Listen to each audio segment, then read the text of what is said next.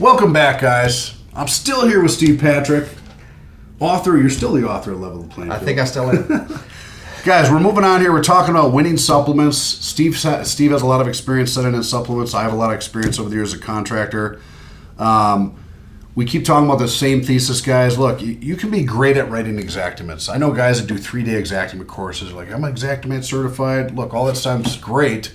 But the days of just sending in a beautifully written exactimate, thinking you get that price, are over. You got to send in supporting documentation. You got to explain your case. And you got to back up those exactimate numbers with pre-subbids or statutes or codes, all that kind of stuff. And the more stuff you stack when you send it in, you're building a story, the more likely you are to get that supplement approved. What I'm going to pick on today is one a lot of guys are having a challenge with, which is the old RFG versus DMO on tear-off. For the guys that are getting it approved, they're getting another $50 to, in some cases, $120 a square more, depending on what market they're at, just for the tear-offs of the roofs. I think the tear-offs are extremely low. They make you include dumpster, debris removal, and all that stuff in that one low price, and it never made sense to me as a contractor. Why is that price so low? I mean, how can you really tear off a tile roof at $50 a square, including dump? It's just not possible. When you look at the actual tear-off, when you set the trade labor rate to RFG, it's more like $150. Which is what you're actually doing. That's who's actually performing the work, is a roofing crew, not a demo crew. Now, if it's a large house fire, perhaps a demo crew is taking the rest of the roof off because they're taking the rest of the house down, or whatever the case may be. It's a real demo crew. And that is the reason why it was written that way, because it was written for large losses.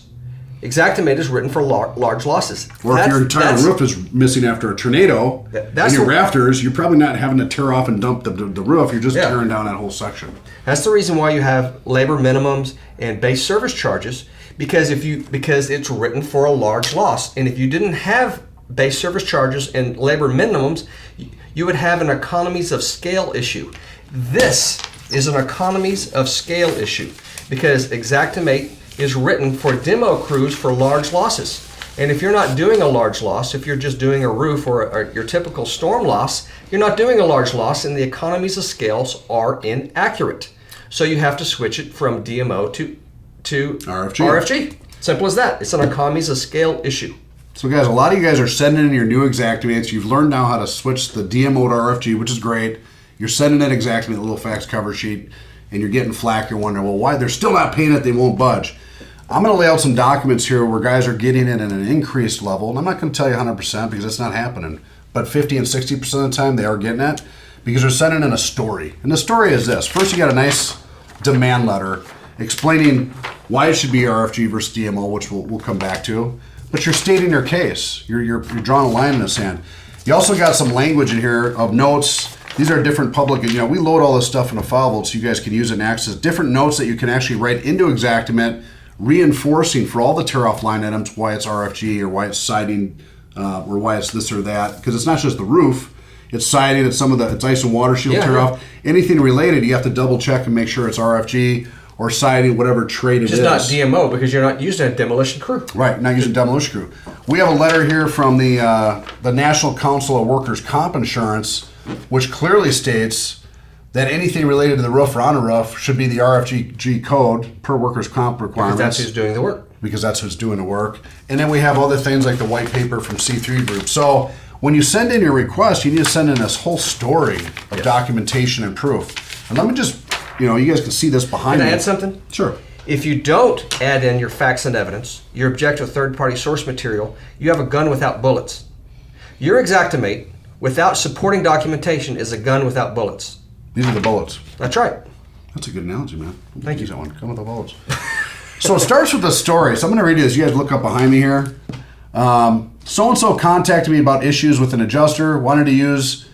The adjuster wanted to use, as a carrier, an uninsured demo workers and are essentially day laborers to remove roofing material before replacement. There are a couple of issues with this you may not be aware of. And they're going to talk about general liability workers' comp. Why? Well, that's what carriers provide. So now they're providing this to our subs. Now they're switching it around on a prime contractor and making it all, it's a catch-22. But let's go ahead and read it.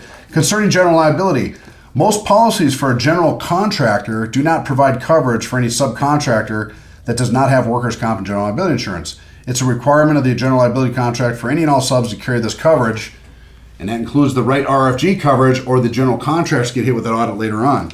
Concerning workers' comp auditors count roofing as any person, including a salesperson, as a roofer if they're on a roof at any time during their occupational duties. You cannot count them as demolition because of the height issue, which you cannot avoid or ignore.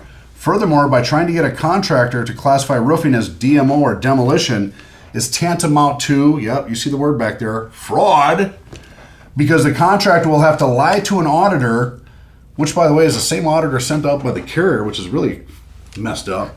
We'll have to lie to an auditor to have this work rated as demolition instead of roofing.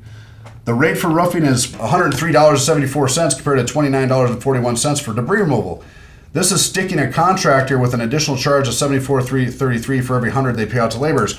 So when you send in a nice cover sheet like this, again, it's not going to work every time, guys, but you're building a story, and then we're backing up that story with actual letters from the NCII, with white papers, with language that you can add to your Xactimate, which really makes this thing.